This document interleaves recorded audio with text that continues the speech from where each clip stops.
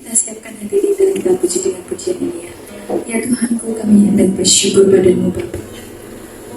Kami hendak bermasmur bagimu. Biarlah kami merenungkan firman-Mu sore hari ini Tuhan. Ya, segenap hati kita katakan ya Tuhanku. Ya Tuhanku, aku hendak bernyanyi lagi. Kau dengan setiap pujian. Ya Yesus, terima kasih Tuhan. Ya Allahku, aku hendak bermasmur bagimu selagi hidup ada. Inilah yang kurenungkan setiap waktu. Nyanyian pujian dan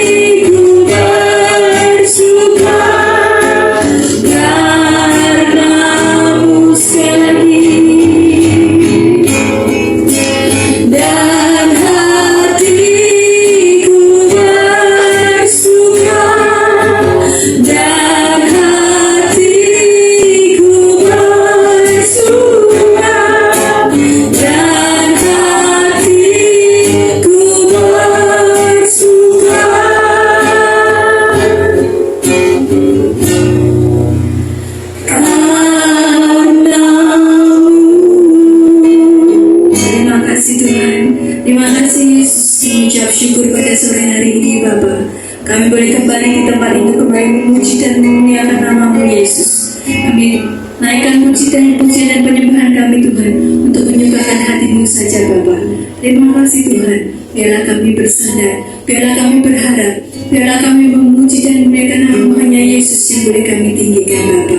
Terima kasih Yesus, Kau terima pujian kami, Kau terima persembahan kami, biar menjadi dupa yang harum di hadapan tahta-Mu Yesus. Terima kasih Yesus.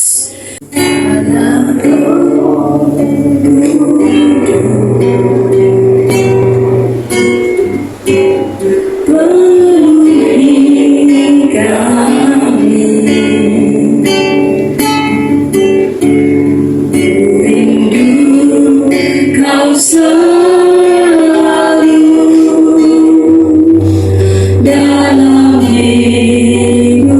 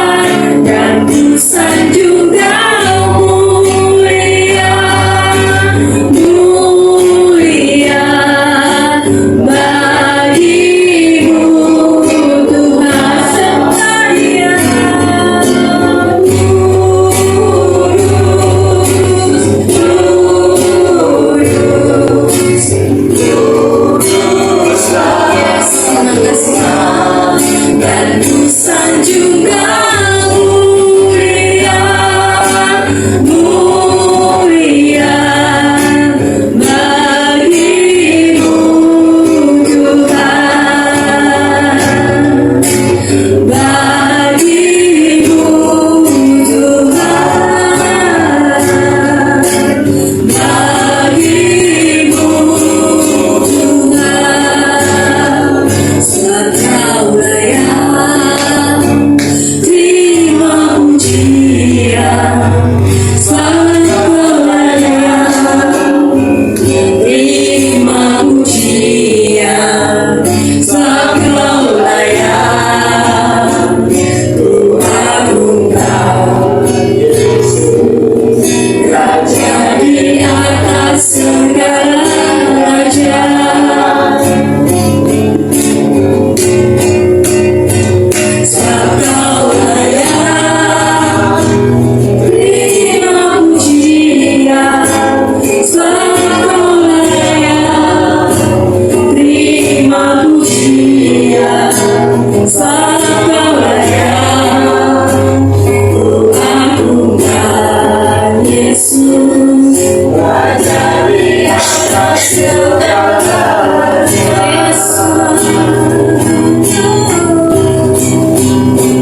Sebab Kau layak terima pujian, sebab Kau layak terima pujian, sebab Kau layak ku agungkan Yesus, Raja di atas segala Yesus.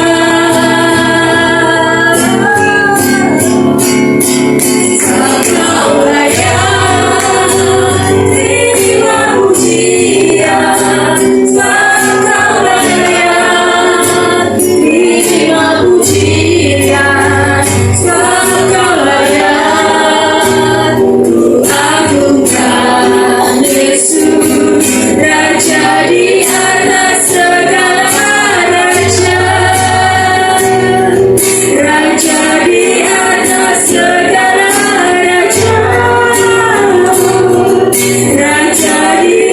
segala raja, Raja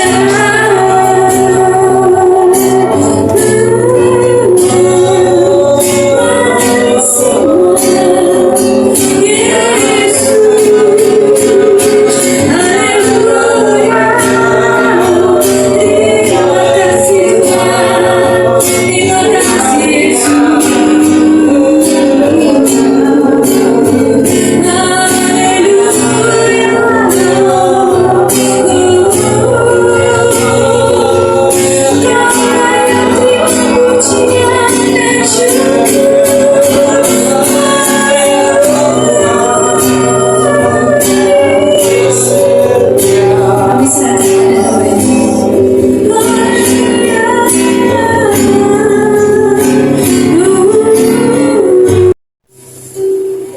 Bapak mengucap syukur karena kebaikan-Mu, kasih setia-Mu Tuhan yang sudah menyelamatkan kami Tuhan, yang sudah membuat hidup kami baru Tuhan, yang membuat hidup kami sempurna Tuhan di dalam Engkau Tuhan.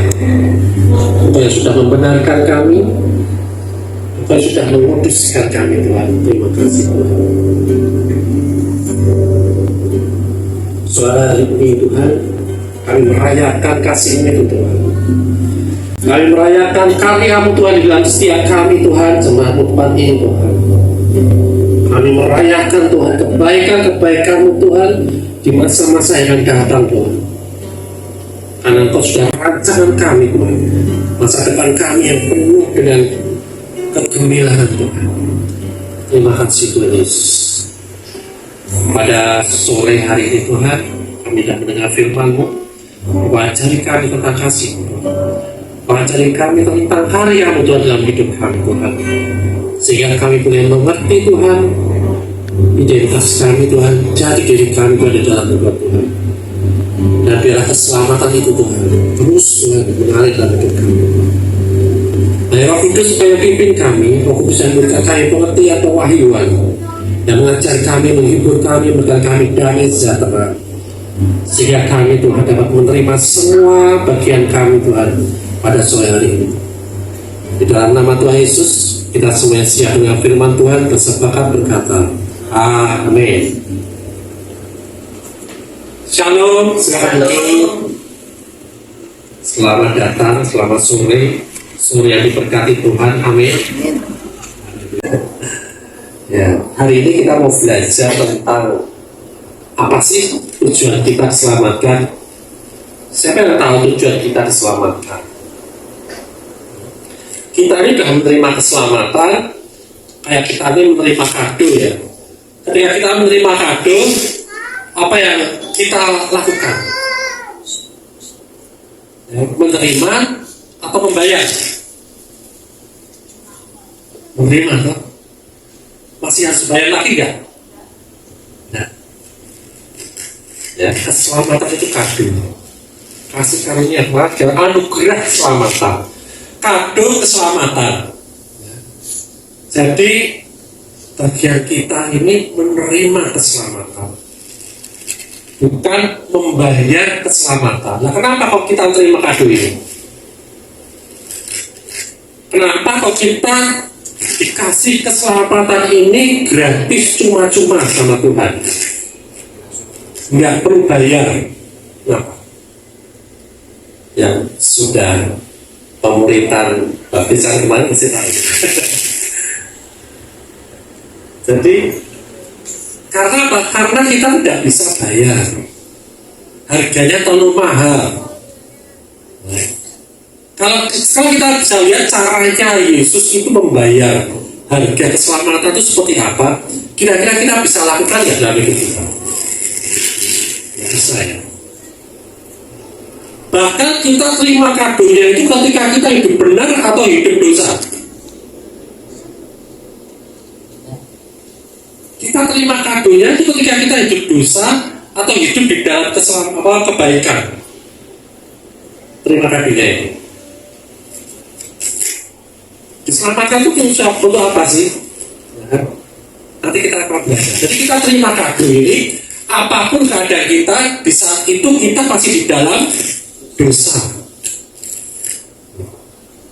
Kita masih di dalam belenggu dosa, masih di dalam kutuk, masih di dalam sakit penyakit. Tetapi Tuhan mau kasih kado. Nih, kita kasih kado keselamatan. Siapa? Sehingga dosa, kutuk, sakit penyakit dibayar sama Yesus. Amin. Nah, kita mau belajar. Coba kita lihat di dalam Yohanes 3 ayat 16. Yohanes 3 ayat 16. Ini hal dasar, tapi sering jadi apa ya? Jadi polemik di dunia kekristenan. Ya. Hal paling dasar sekali. Nah, yang masalah terima kado aja orang masih berpikir piye carane, apa ada namanya kursus terima kado? Kan nggak ada, loh. Ya. Latihan terima kado kan nggak ada. Ya. Terima kado, kasih kado ya terima aja. Nah, Yohanes 3:16 dikatakan seperti ini. Ini ayat yang sering kita dengar. Ya. Karena begitu besar kasih Allah akan dunia ini, sehingga Ia telah mengaruniakan Anak yang tunggal, supaya setiap orang yang percaya kepadanya tidak binasa, melainkan boleh hidup yang kekal. Ya. Karena begitu besar kasih Allah, begitu besar karunia Allah, begitu besar anugerah Allah. Ya.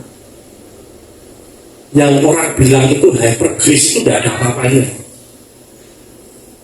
Yang orang bilang, wah kalau karunia kasih karunia itu ya harus separuh-separuh dong, sama Taurat harus imbang katanya.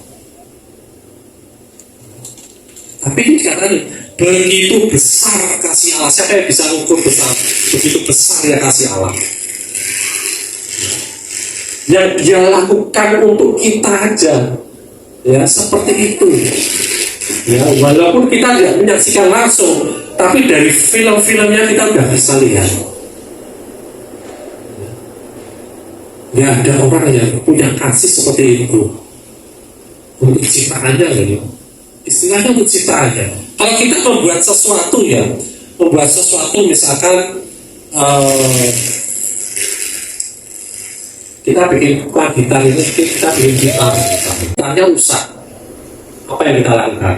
Ada dua kemungkinan, perbaiki atau dibuang. Nah, tapi kita ini dibuatan Allah, rusak oleh karena dosa, udah gak layak di hadapan Allah. Tapi apa? Tuhan mau perbaiki kita. Nggak cuma perbaiki kita, Dia berikan hidupnya untuk menggantikan hidup kita. Luar biasa, tidak bisa dibayangkan ya. Jadi ini bukan tujuan Allah ya, ini alasan Allah menyelamatkan kita adalah apa? Karena kasih Allah. Karena kasihnya yang begitu besar, itu alasan kenapa Dia menyelamatkan kita manusia ya. Yang mestinya menjelai karuan diselamatkan seperti itu ya. Istilahnya dosa semakin memuncak, istilahnya seperti itu. Allah itu sudah murka sekali, saking murkanya Allah ya kan, tapi kalah sama saking kasihnya Allah dulu. Sehingga Dia rela mengorbankan anaknya yang tunggal. Anaknya yang tunggal, anaknya cuma satu, tidak ada nomor 2, nomor 3 tidak ada. Kalau nomor 2, 3 ada, nanti ini disalib, nanti manusia berbuat dosa lagi, yang kedua disalib, gitu kan enggak loh. Nanti yang lagi berbuat dosa lagi manusia, terus yang ketiga disalib, wah masih ada stok anak, kan tidak seperti itu. Anaknya yang tunggal, satu-satunya, makanya karya ini harus sempurna, harus benar, harus tuntas selesai ya. Nah, syaratnya apa? Syaratnya terima, percaya. Amin ya. Syaratnya cuma percaya, supaya apa? Tidak binasa, dikatakan firman seperti ini. Setelah percaya ya, dia memperoleh kehidupan yang kekal. Terus ngapain? Terus hidup seperti apa yang aku kehendaki, seperti itu. Karena apa? Ketika kita diselamatkan, Tuhan tidak mengambil kehendak bebas kita. Dia ingin dengan kehendak bebas kita mengasihi Dia. Dia ingin dengan kehendak bebas kita menerima semua kebaikan-kebaikan Dia. Ada nyanyian, bagaimana aku harus balas kasih Tuhan? Sampai kapan kita nggak bisa balas? Boleh? Mau balas pakai apa kebaikan Tuhan? Tuhan tidak ingin kita balas kasihnya. Tuhan ingin kita terima kasihnya. Tuhan ingin kita itu menikmati kasihnya. Karena kalau balas pakai apa? Pakai perbuatan baik kita, sama dengan yang lain. Pakai perbuatan baik kita, kekudusan kita, sampai kapan kita bisa berbuat baik? Kita melangkah aja kadang-kadang lirik sana nggak ada. Mengingat ada teman, ada tetangga, kok seperti ini hidupnya, kok pengen seperti itu, nggak bisa. Bahkan seorang pelacur yang harus dilempari oleh batu, ya,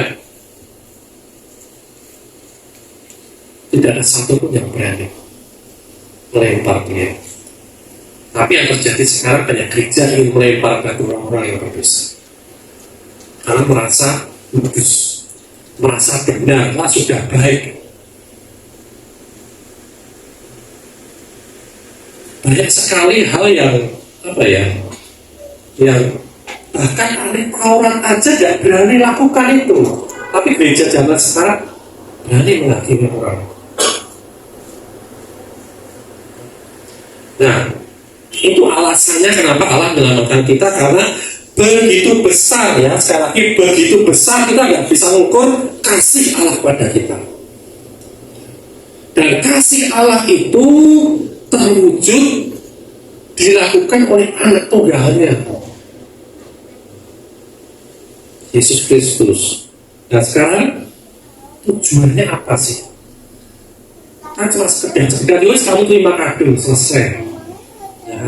Selanjutnya apa? Harapannya apa sih dengan keselamatan itu? Ya. Yang pertama, 1 Korintus 1 ayat 9. 1 Korintus 1 ayat 9, ya. Amin.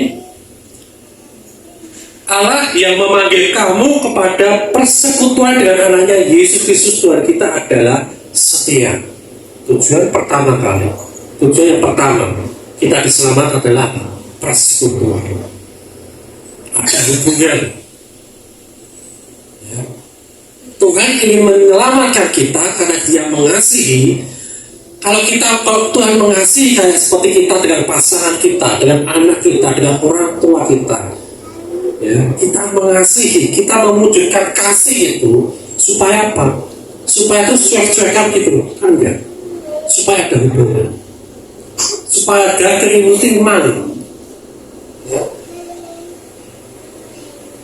Supaya kita mempunyai persekutuan dengan anaknya Yesus Kristus. Yang namanya persekutuan itu apa? Menjadi satu, bergerak bersama-sama, seide, sepikiran, sepakat dengan Yesus.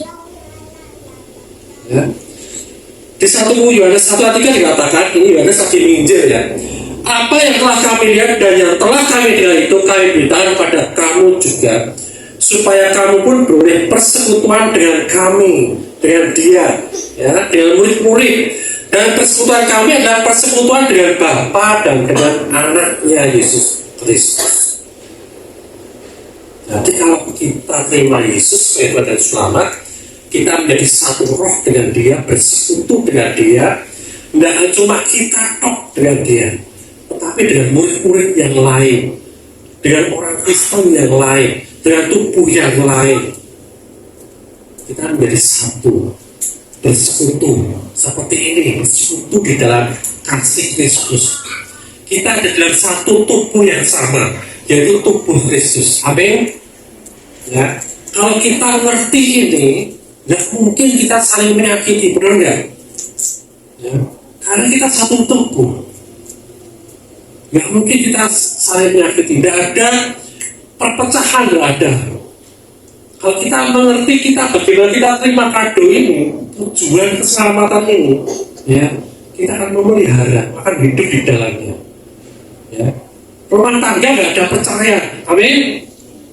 Ya, jadi kalau kita mengerti kasih Yesus ini, ya, nanti akan lebih dalam lagi. Ya. Tidak akan ada lagi seperti itu. Yang ada saling membangun. Di dalam Kejadian 3:9, ya, ini ketika manusia jatuh dalam dosa, ketika mereka mendengar bunyi langkah Tuhan Allah yang berjalan-jalan dalam taman itu, pada waktu hari sejuk bersembunyilah manusia dan Israel itu terhadap Tuhan Allah di antara pohon-pohonan dan taman. Pada awalnya seperti itu. Pada awalnya ada keintiman persekutuan antara manusia dengan Allah. Ya, tiap pagi kita hari sejuk Tuhan datang, jalan-jalan sama Adam, sama Hawa, sama manusia, gandengan tangan. Siapa yang pernah gandengan tangan? Siapa yang pernah gandengan tangan? Jangan gandeng sepur ya. Gandengan tangan. Kalau gandengan tangan itu jalannya bareng sama ke depan atau satu sana satu sana? Bareng kan, sama-sama kan? Bersekutu bersama, bercandaria, ya, tidak sepaneng kata Tuhan Yesus. Ya, cerita-cerita tentang kehidupan, cerita tentang bagaimana kau menjadi serupa seperti aku. Belum selesai, tapi sudah gagal. Nah, sekarang Yesus ingin mengulangi lagi, memperbarui lagi. Ciptaannya itu dibikin lagi seperti manusia yang lama, yang dulu. Ya.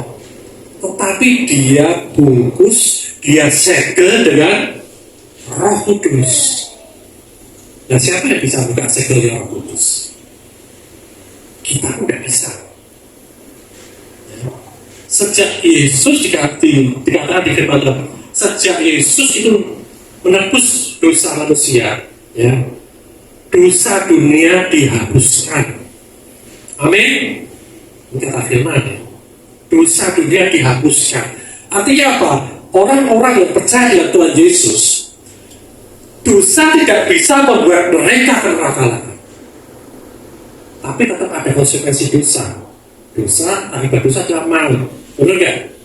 Tapi maut yang ada di dunia ini, dia bisa sakit, kalau dia di dalam pola hidup yang benar, dia bisa rusak hidupnya seperti anak bungsu, ya.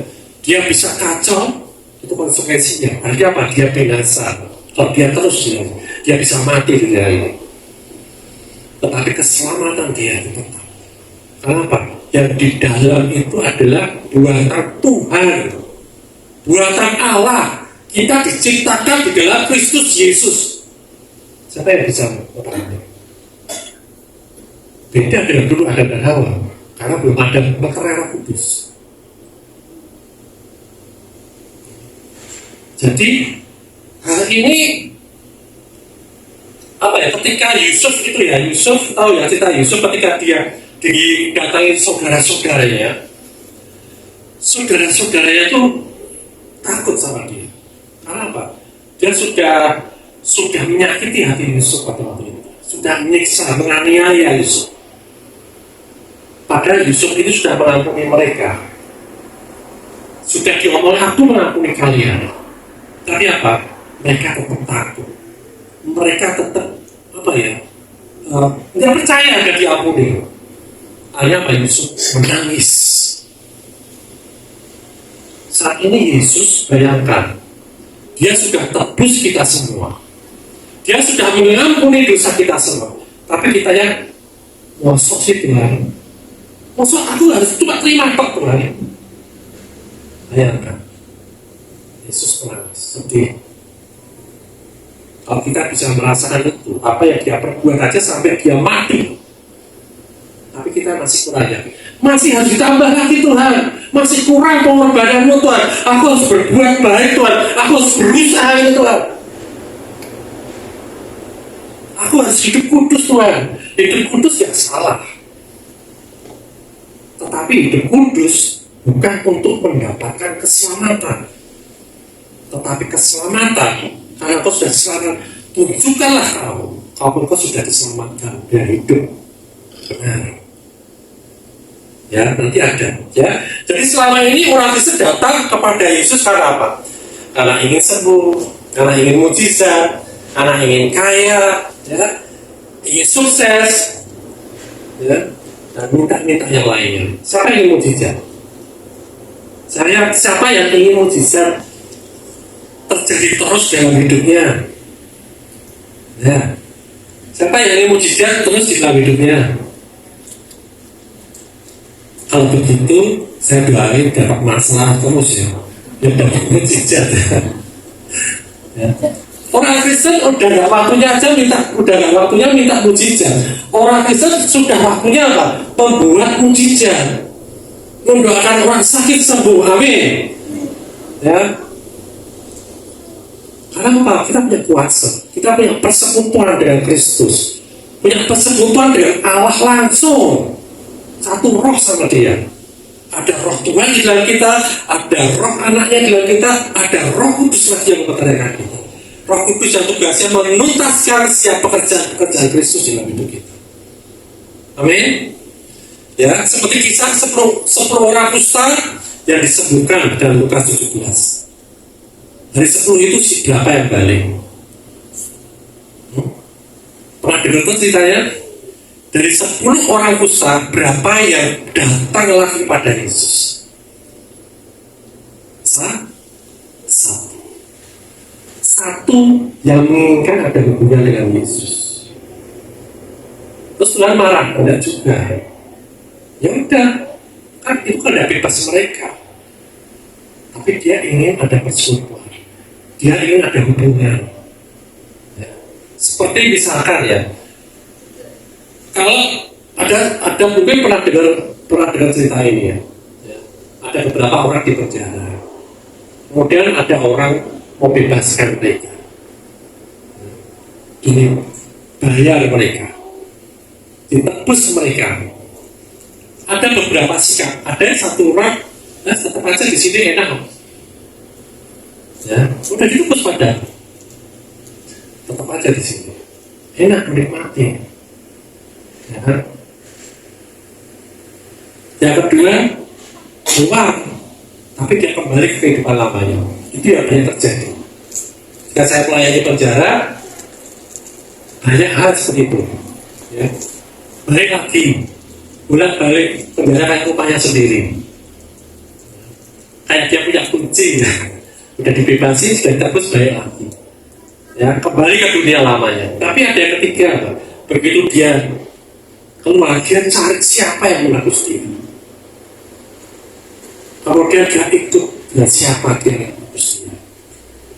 Nah, Tuhan ingin seperti itu. Ketika kita ditebus, dia ingin ada persekutuan dengan dia. Ada apa ya? Ada sesuatu yang kita sudah dikatakan sudah menjadi satu roh dengan dia. Tetapi kadang-kadang kita cuek, nggak ngerti tujuannya untuk apa kita selamatkan. Ya. Nah,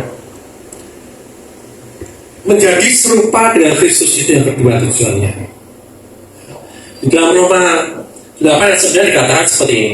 Sebab semua orang yang diberinya dari semula, mereka juga ditentukannya dari semula untuk menjadi serupa dengan gambaran anaknya, supaya anak itu menjadi yang sulung di antara banyak saudara. Amin. Jadi tujuan yang kedua kita diselamatkan adalah menjadi serupa dengan Kristus. Kita menjadi serupa dengan Kristus, ya. Itu rencana menciptakan manusia pada awalnya, ya. Tidak pernah berubah, tapi ada gagal. Nah, Yesus berusaha memproduksi dirinya sehingga dunia dipenuhi dengan orang-orang yang segambar dan serupa seperti dia, seperti Allah. Kita ini direproduksi lagi, diciptakan lagi, baru lagi, ya. Nah, tetapi dia ngerti kita punya kelemahan. Makanya apa? Dia begitu ciptakan di kita, dia ciptakan baru, mau nggak mau dia menjadi satu roh dengan kita. Supaya apa?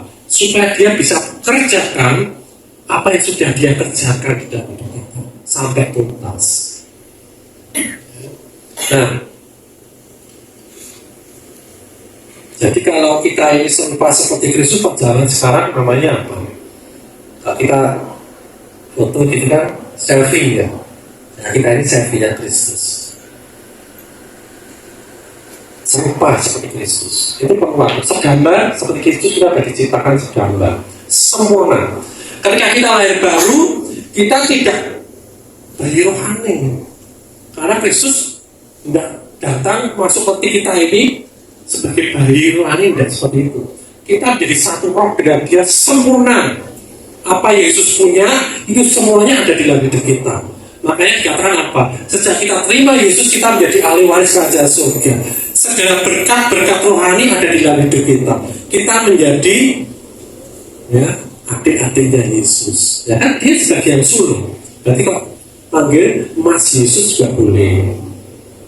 Ya, Kak Yesus juga boleh. Dia yang sulung. Ya. Kayak kok Beli juga boleh lah, kok Yesus boleh. Jadi dia kakak kita, dia yang awal, ya. Nah, supaya kita juga sama seperti dia. Di dalam Yohanes 14:15-17 dikatakan seperti ini.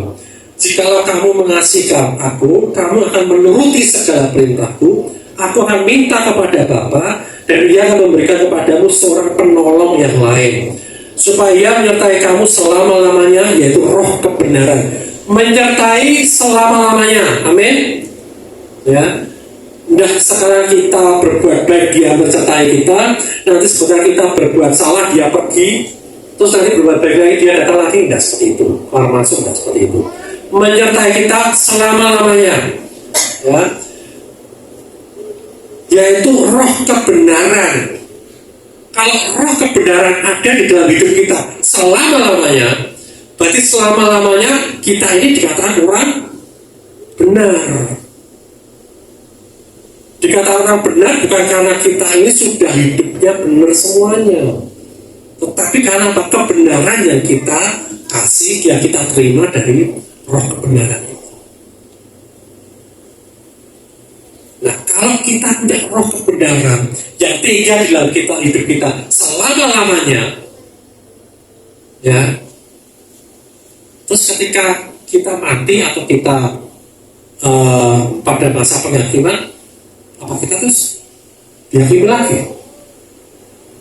Pertanyaan sekarang. Nah, ini yang sering bingung pada masa penghakiman. Kalau saya tunjukkan ayatnya semua sampai malam ini tidak selesai. Ya, firman Tuhan katakan, engkau tidak takut lagi dengan hari penghakiman.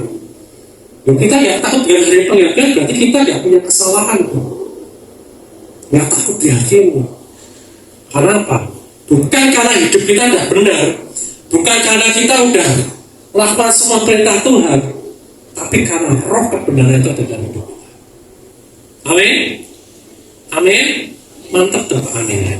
Ini keselamatan tidak main-main, harganya sangat mahal. Ya, jangan sampai kita meragukan apa yang Tuhan sudah tuntaskan di kayu salib. Dan sekarang Tuhan sedang kerjakan di dalam hidup kita. Ya, nah, bagaimana caranya kita menjadi serupa? Ya. Roh Kudus bekerja dalam kita untuk menghasilkan karakter kita serupa dengan Kristus. Dunia bisa melihat jiwa kita yang diubah selaras dengan roh kita. Ya. Step by step, Roh Kudus mengajar kita. Ya. Hari demi hari kita diajar sama Roh Kudus. Ya. Dan Roh Kudus tidak memaksa, itu kehendak bebas kita, mau diajar apa enggak. Dan dia caranya mengajar tidak dengan sakit penyakit. Dia caranya mengajar dengan kasih. Ya, kamu udah berkuah ya, cepres. Kamu udah kamu bersih ya, tak kasih sakit penyakit. Bayangkan kalau Tuhan kita seperti itu, mau nggak ikut Tuhan seperti itu? Nah, 2 Petrus 1 ayat 6 sampai 8. Justru karena itu kamu harus dengan sungguh-sungguh berusaha untuk menambahkan kepada imanmu kebajikan. Ini masalah kebajikan ini tentang karakter. Ya, ada iman, pengharapan, dan kasih. Yang terbesar adalah kasih. Ya, itu kebajikan. Ya. Nah, berusaha untuk menambahkan sungguh-sungguh. Sungguh-sungguh itu artinya apa? Kita mau dengan rela hati. Ya. Kalau kita hanya sekedar disuruh, terpaksa, itu tidak sungguh-sungguh. Kalau kita berbuat baik karena takut masuk neraka, itu tidak sungguh-sungguh. Kalau kita ini mengasihi Tuhan karena takut dimarahi, itu tidak sungguh-sungguh. Tapi karena kita yakin, karena tahu Tuhan sayang sama kita, dia sudah merelakan hidupnya, nyawanya untuk kita bersungguh-sungguh karena kita mengasihi dia. Dan yang kehendak bebas kita. Ya. Dan kepada kebajikan pengetahuan, ya, ditambah-tambahkan. Dan kepada pengetahuan penguasaan diri. Kepada penguasaan diri ketekunan, dan kepada ketekunan kesalehan atau kekudusan, dan kepada kesalehan kasih anak saudari. Untuk saleh aja perlukan diri, karakter tadi kebijaksanaan, kebajikan, pengetahuan, perlu ngerti firman Tuhan, perlu ngerti Tuhan itu seperti apa sih, perlu mengenal dia lebih lagi, belajar lebih lagi, perlu pengetahuan, penguasaan diri. Nah, itu semua kan buah-buah roh. Supaya buah-buah ini muncul, ya kan? Baru apa dengan ketekunan itu timbul namanya kesalehan, kekudusan. Dan kepada kesalehan kasih akan saudara-saudara. Dengan kekudusan kita, kesalehan kita ada kasih dengan saudara-saudara. Jadi ya serta-merta. Dan kepada kasih akan saudara-saudara, kasih akan semua orang. Sebab apabila semua itu ada padamu dengan berlimpah-limpah, kamu akan dibuatnya menjadi giat dan berhasil dalam pengenalanmu akan Yesus Kristus Tuhan kita.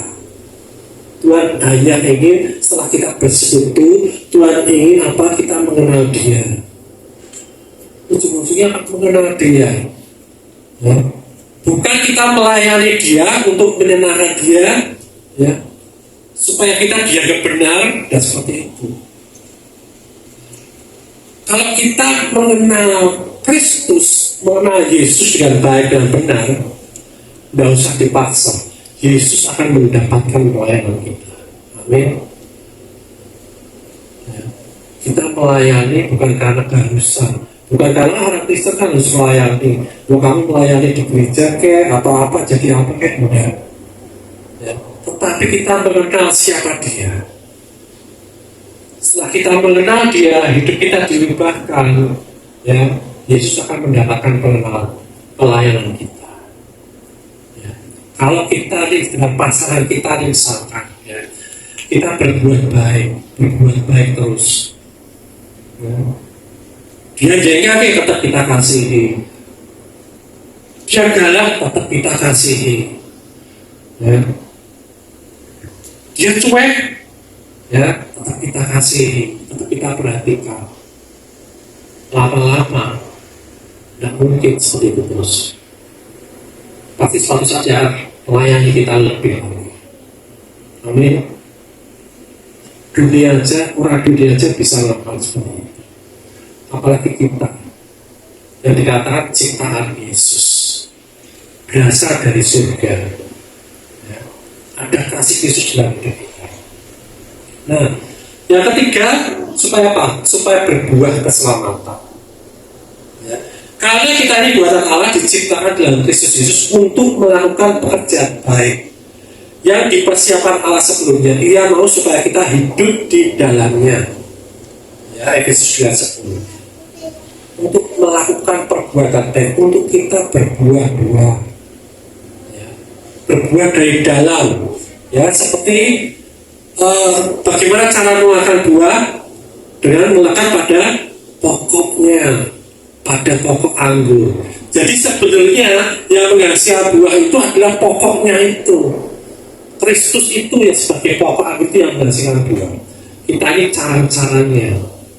Ya. Nah, Dia ingin menghasilkan buah melalui hidup kita.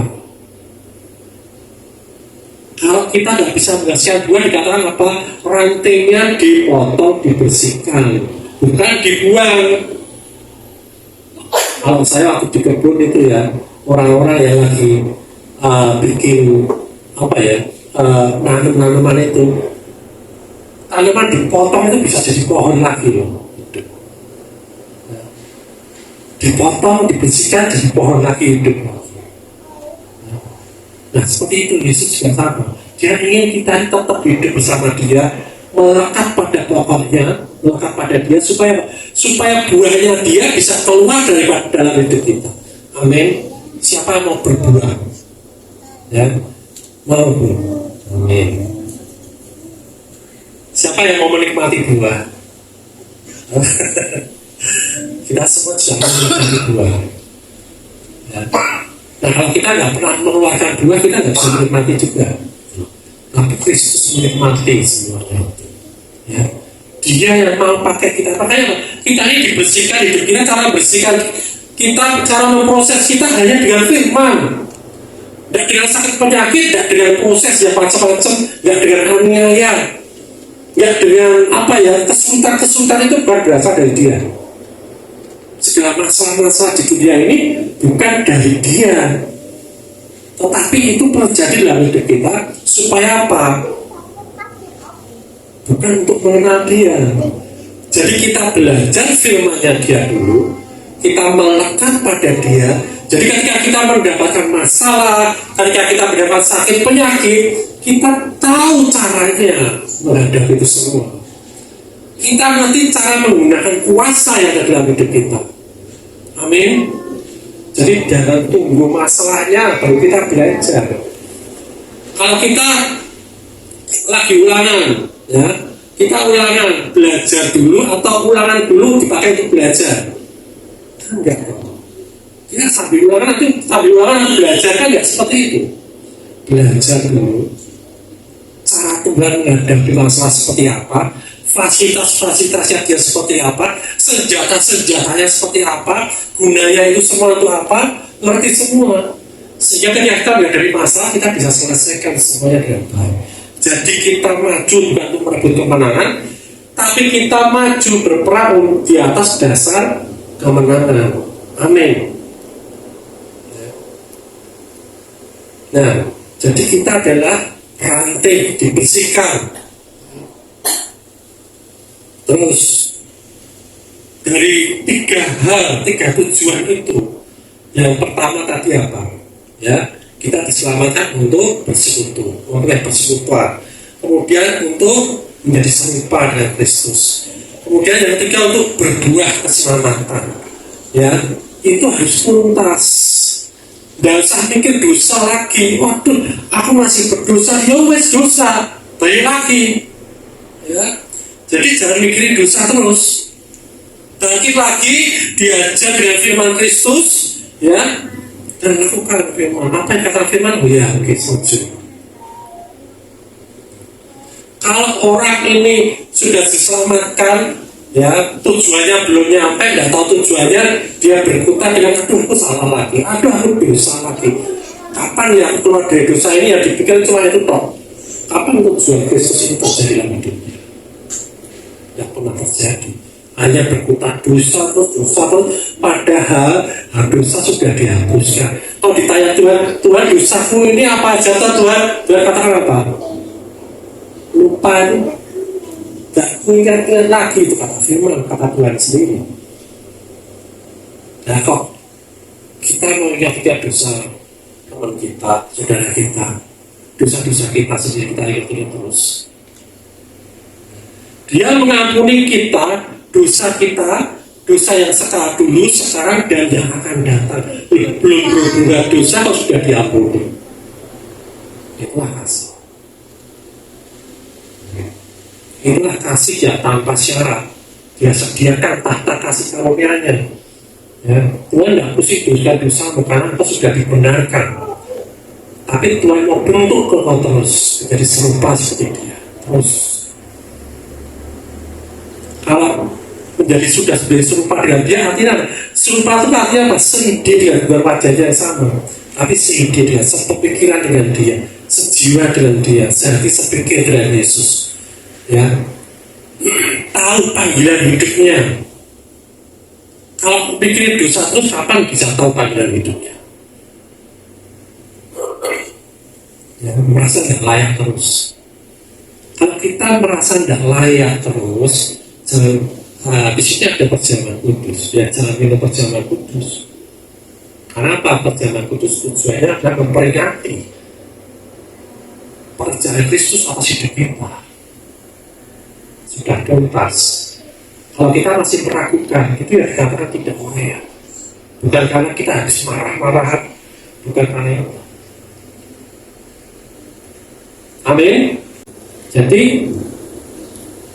kalau iman itu digambarkan seperti roda, ya, ada penyesalan, ada pertobatan. Pertobatan bukan diselamatkan nanti, ya, bukan diselamatkan nanti pas surga, tidak diselamatkan dari masalahmu, diselamatkan dari masalahmu, dari problemmu, ya. Keselamatan itu kompleks, ya. Keselamatan untuk masuk ke kehidupan kau sudah beres berjalan. Tetapi keselamatan di dunia ini dia perlu, ya. Kau bisa mengatasi sakit penyakit, kau berkuasa atas selama masa hidup, ya. Kau kebal masalah seperti itu. Dengan segala sesuatu kau menjadi pemenang, kau menjadi terang dalam dunia, ya. Jadi sekarang katakan dengan yakin dan pasti, aku sudah diselamatkan. Amin. Ayo katakan bareng-bareng, aku sudah diselamatkan. Amin. Ayo, aku sudah diselamatkan. Saat ini aku sudah diselamatkan. Tuntas. Sampai selama-lamanya aku selamat. Bagian aku hari ini belajar dari Roh Kudus. Dengan firman Tuhan, aku menjadi serupa seperti Kristus. Amin. Mantap. Harus mantap. Jadi kalau ditanya, kamu udah yakin selamat? Jawabannya apa? Yakin. Ada tadi habis marah-marahan sama ya biarnya ada marah. Nanti kan kalau kita udah menjadi serupa, itu nanti hilang dengan sendirinya. Kayak apa, air yang kotor, kita tuang dengan air bersih terus, lama-lama juga bersih. Nanti ada pendapat seperti ini, oh kalau gitu enak toh, ya bisa berbuat dosa seenaknya aja, toh nanti selamat. Benar nggak? Sering dengar itu nggak? Semurah itu dicakap sama Tuhan. Semurah itukah dia pendapat dia tentang pengorbanan Kristus? Kalau sampai seorang hamba Tuhan pun pendeta ngomong seperti itu, oh enak toh, bisa berbuat dosa seenaknya, oh pasti selamat toh. Kalau dia sampai mengucap itu berarti dia nggak ngerti kasih Kristus, pengorbanan Kristus yang luar biasa itu sampai dia harus seperti itu. Enggak. Kalau dia ngerti kasih Kristus, coba kan kalau kita dikasih terus, maksud kita balas dengan kejahatan. Ya. Kita sebagai anak kadang-kadang pengen rasanya tuh membalas budi orang tua, benar ya? Karena mengasihi orang tua. Ya, dari kecil dibesari harus besar, dikecil ya, tapi harus besar terus, dipelihara terus sampai dia dewasa, sampai dia bisa mandiri. Seorang anak pengen membalas kebaikan, tapi tidak pernah bisa. Sama, ya. Jangan sampai kita punya pikiran seperti itu. Semakin dia sadar menjadi serupa seperti Kristus, kok terus berbuat dosa terus, itu nggak mungkin. Itu kan nggak mungkin terjadi seperti itu. Ya. Nah kalau dia ngomong seperti itu, dia tidak berbuat pada dirinya sendiri. Apa dia tersempurna hidupnya? Karena kebenaran kita nggak ada yang bisa dapat layak. Paulus saja murid terbaik, ya. Dia katakan semua itu sampah, nggak ada artinya. Kebaikan kita dikatakan seperti kain kotor. Kita nggak bisa sombong. Nah, Tuhan yang akan mengerjakan. Ya, kita baca satu ayat lagi. Ini sering dipakai untuk senjata.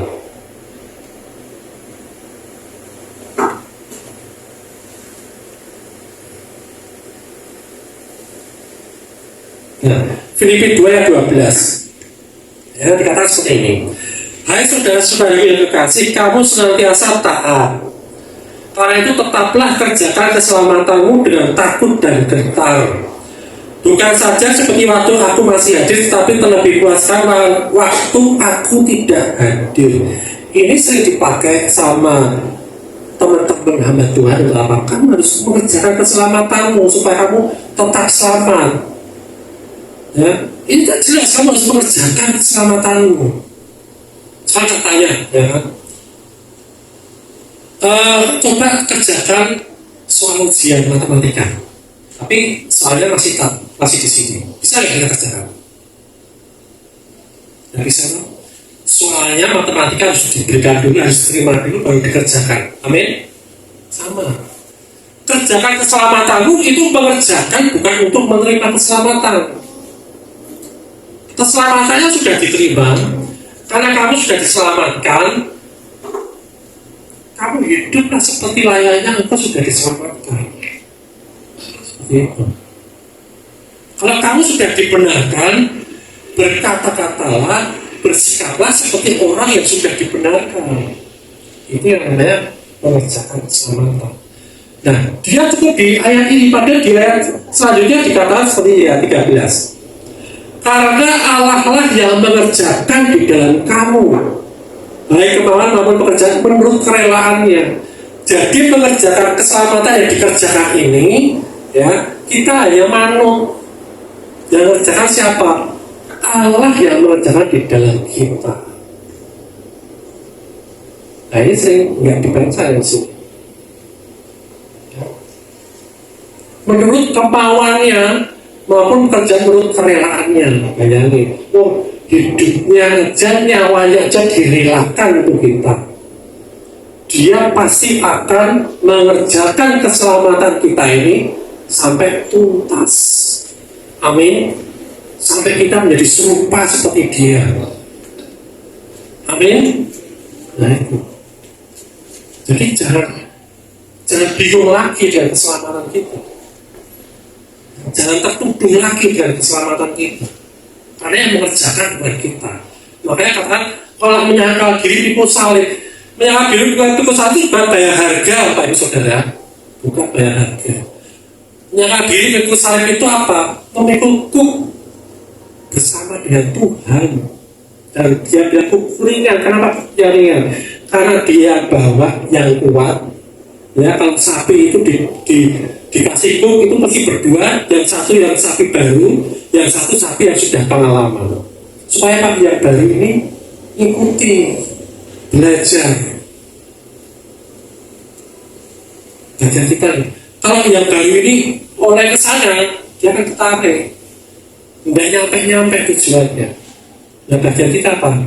Serahkan diri kita, kedagingan kita, pikiran-pikiran kita kepada firman Tuhan. Sepakat dengan firman Tuhan dalam hidup kita. Amin. Amin. Jadi saat ini saya tanya, siapa yang merasa layak ikut perjalanan kudus? Sangat tidak. Amin. Yes. Mari kita lagi perjalanan kudus. Belum pernah ada kasih di dunia sanggup menerima diriku apa adanya selain kasih-Mu. Yesus, sungguh tiada lagi.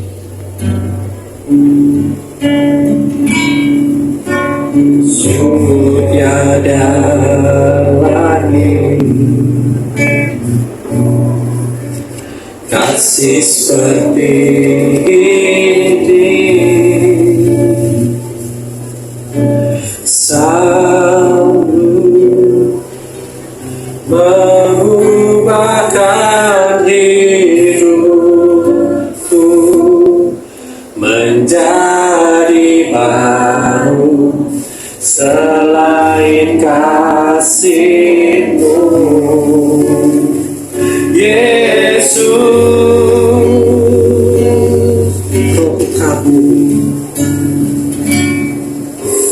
Kau ku kagumi dalam hati,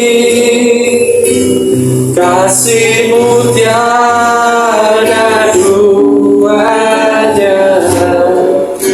Sampai kini ku akui kasih-Mu tiada duanya. Ku kagumi dalam hati, kasih-Mu tiada duanya. Sampai kini ku akui kasih-Mu tiada duanya.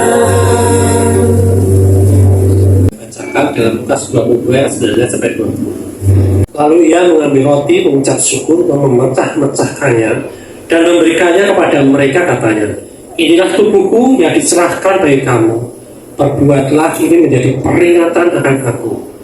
Demikian juga dibuatnya dengan cawan sebelah makan. Ia berkata, cawan ini adalah perjanjian baru oleh darahku yang ditumpahkan bagi kamu.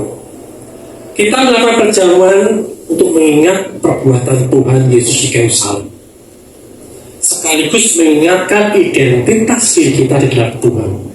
Dia telah mati bagi saudara, bagi kita semua, dan Yesus sudah dibangkitkan sebagai pembenaran kita semua.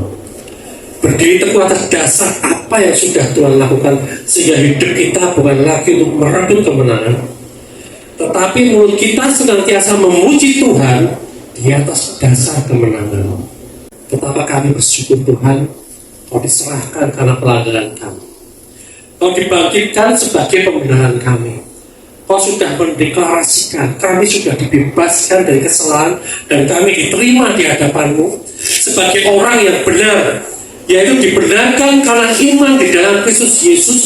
Dan hari ini kami mau memberitakan kematian Tuhan melalui perjamuan kudus.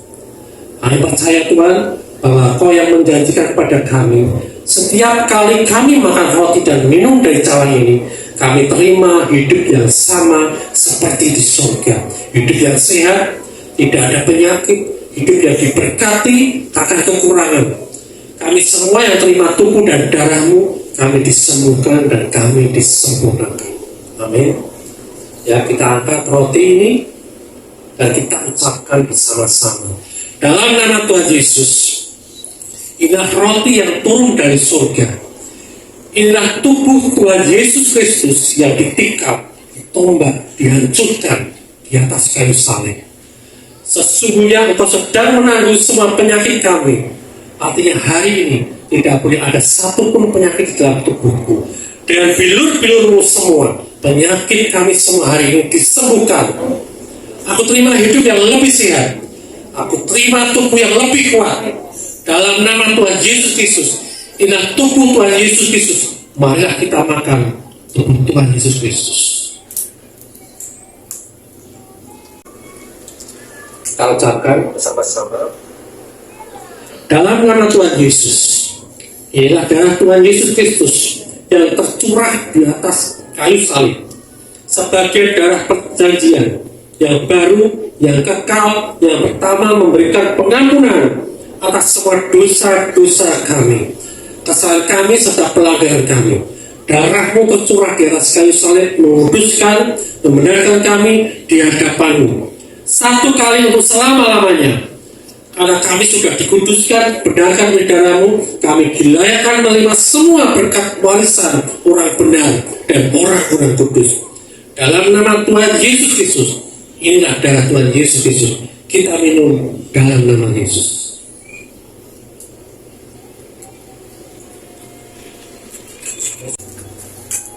Bapak kami ucap syukur karena kebaikan-Mu, syukur kami terima, sungguh luar biasa dalam hidup kami, tidak terbayangkan dalam hidup kami Tuhan.